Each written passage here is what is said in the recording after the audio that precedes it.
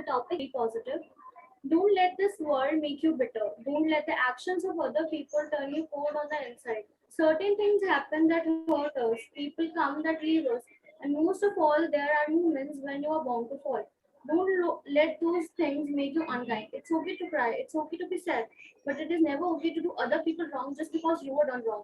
We are human, we break, we make mistakes, but don't let pain and sadness run your lives.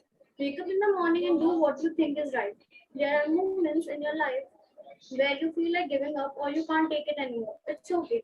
We all are weak, but the things that show weak side are also the same ones that make you strong in the long run. It's all about taking whatever life throws at you and learning from it. Now here's a quote. Stay positive even when it feels like your life is falling apart. Thank you. Very nice. Very nice. Good. My name is Ishika Mankani. I'm going to read a story from the book Stop Not Till the Goal is Reached. One day, a gold coin was found near useless papers. The coin laughed at papers and said, "Oh, dirty papers, get away. I'm feeling unpleasant. Don't you know I'm gold coin? Everyone is crazy about me." That heap of paper sheets was taken to a paper mill, and there it was turned into currency notes. When the currency notes were ready, each currency note was equivalent to 10 coins. When the notes were being counted, the gold coin was present there confidentially. The paper currency said, "Listen, ego is not virtue. You were criticizing me that day, and I am 10 times more powerful than you today. So never consider anyone virtuous." Thank you, ma'am. Very nice. Very yes, yes, you are. Yes, start. Hello, my name is Lakush Devedi and I am of class 9th. So today I am going to read a book, Post, a Way of Communication. Story of the Post. Postal service is accepted today as a routine convenience. The posting and receiving of letters has become a part of our daily lives. But few of us have any idea of the vast system which have developed over the years to make this service available. Postal service had its origin in the necessity of maintaining communication between different parts of an empire. It enabled the emperor to keep the track of what was happening. Earlier, the post was a privilege reserved by the kings and the emperors alone. Today is at the service of the humblest citizen. All early carrier systems were run along courier routes, whether in India, Egypt, China, or Great Britain. Now, means of communication have improved greatly, and air, railway, and motor services all play an important role in carrying letters speedily to their destination. However, lies in the mail runners, men who carry mail across. Yes, ma'am. A very enthusiastic morning to all. I'm Harshal Goyal of class 9B, and today I'm going to read a short story whose title is The Richest Boy in the World. Once upon a time, there was a boy whose family was very wealthy. One day, his father took him on a trip to the countryside where he aimed to show his son how the poor people live. So they arrived at a farm of a very poor family, as he considered. They spent their several days there. On their return, the father asked the son if he liked the trip. "Oh, it was great, father," the boy replied. "Did you notice how the poor people live?" asked the father. "Yes, I did," said the boy.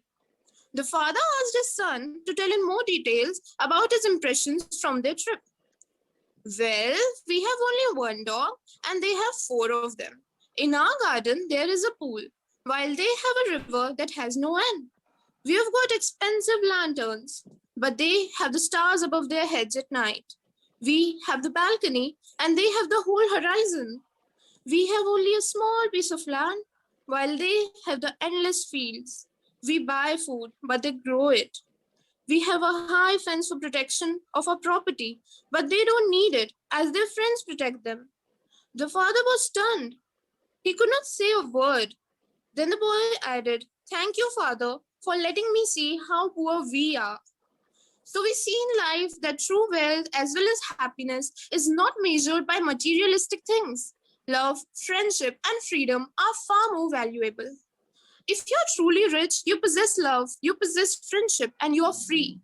Instead of locking yourselves into a small land of possessions and safety, you should open up to the world. That way, you will be the richest man alive because the whole world belongs to you. Thank you. Everyone. I am Anukul Gupta of class 9. This is our reading activity going on. I am sharing a short story named The Best Season. One day the seasons had an argument. Each of one them said, I am the best. Spring said, I am when flowers bloom and it is green and fresh everywhere. Birds fly and insects have fun with new flowers. Summer said, yes, but I am when the sun shines brightly and it feels too hot to do anything. People eat ice cream, enjoy cold drinks and eat yummy watermelon. Autumn said, I am when trees shed their leaves and cover the earth in orange brilliance. The air feels cool. Winter said, I am when people wear woolen cloths, caps, and gloves to keep their bodies warm. They get to drink hot chocolate. Birds fly south for the winter because it's too cold. Since they could not decide who was best, they agreed that they were all important because one could not to do without the other. Very nice. Yes, good. Yes, next. Yes, Nishit. Yes, Nishit. Quickly go ahead. Yes, Nishit. Yes, ma'am. Yes, yes. Good morning, everyone. My name is Nishit Singh, and I am going to share a story about a sweet punishment. One day, as soon as Nishit, your video. Yes, yes. Please go ahead. One day, as soon as Emperor Akbar came to his court, he looked at his courtiers and said, "Today somebody has pulled my beard. Tell me what punishment should I give to that person?" The courtiers were puzzled. They started discussing the matter among themselves. After some time, one of the courtiers said, "Your Majesty, the person who dared to pull your beard should be beheaded." Another courtier suggested, "Who is that fool who dared to do such a thing? He should be trampled under the feet of an elephant." Each courtier had a different suggestion to make. Akbar was bored to hear so many suggestions. Finally, he turned to Birbal and said, "Birbal, what do you have to say? How should I punish the one who pulled my beard?" Birbal looked at Akbar and said smilingly, "Your Majesty, you should offer sweets to that person. This is the only punishment for the offense." All courtiers were baffled by Birbal's reply, but Akbar was very pleased to hear the suggestion. He said, "You are absolutely right, Birbal. But can you guess who could dare to pull my beard?" Birbal said, "Your Majesty, none both of your darling little prince would dare beard. He must have done that. Can you punish him?" Birbal was right. Early that emperor was crying his little prince in his arms while playing. He had pulled Akbar's beard. Akbar was very happy to hear the clever suggestion made by Birbal. The rest of the courtiers were ashamed of their suggestion. Thank you. Okay, okay, start. Good morning to all. Today, I Partha Javargya is going to read one chapter from the book The Captain Underpants. The first chapter is that George and Harlow were the best friends. They had a lot in common. They lived right next to each other and they were both in the same fourth grade class. At Jurors Horswood Elementary School, George and Harlow were usually responsible kids. Whenever anything bad happened, George and Harlow were responsible. But didn't they get the wrong idea about these two? George and Harlow were actually very nice boys. No matter what everybody else thought, they were good, sweet, and lovable. Well, okay, maybe they were not so sweet and lovable, but they were good, nothing less. It's just the George and Harlow each had a silly streak a mile long.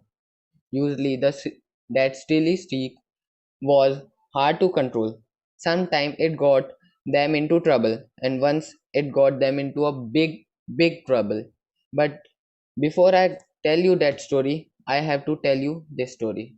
So I will continue this chapter next time. Okay, very nice. Good, good. The presentation was good. Yes, next. Yes, quickly. Vibhanshi, go ahead. Yes, Vibhanshi, quickly go ahead.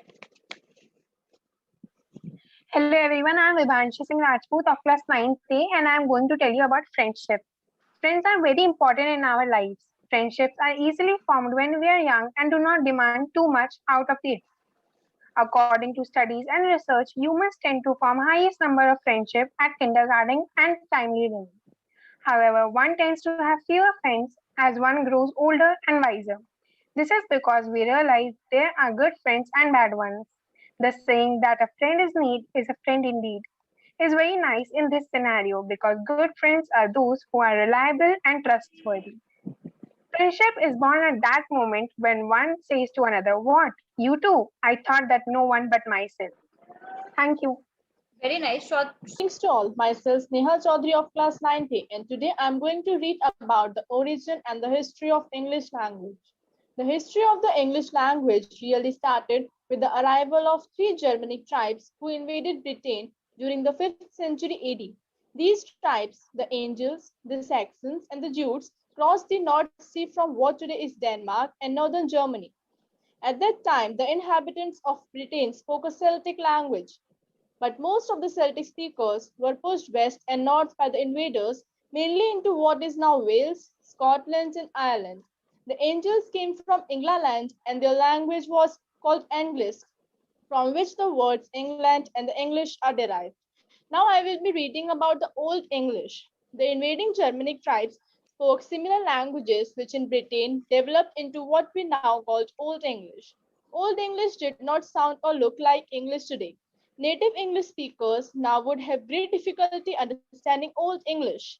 Nevertheless, about half of the most commonly used words in modern English have Old English roots. The words be, strong, and water, for example, derived from Old English. Old English was spoken until around 1100 AD. Thank you. Very nice, Sneha. Okay, next quickly. Yes, Tanisha, go ahead. Quickly, yes, Tanisha. Yes, ma'am. Difficult roads often lead to beautiful destinations. Hey everyone, it's me Tanisha Soni from Standard 9th A. And today my topic is about life. Life is too short to waste any moment of time on wondering what other people think about you. In the first place, if they had better life going on in their lives, they wouldn't have the time to sit around and talk about you. What important to me is not other opinion to me, but what other opinions is to me my opinion of myself. Life might be painful right now, but remember, pain is temporary. Life might be confusing right now, but remember, it's worked out before. Every time you have been worried in the past, now it's a memory. Don't stress, everything will be fine. You have got this focus on your life. Thank you. Khushi Gupta and I'm from class 9B. I would like to read a little about Ustad Bismillah Khan ji. In 2001, Ustad Bismillah Khan was awarded India's highest civilian award, the Bharat Ratna, with the coveted award resting on his chest and his eyes glinting with rare happiness. He said, "All I would like to say is teach your children music. This is how Hindustan's richest tradition. Even the West is now coming to learn our music." Thank you. Okay, very nice. Acha, wait.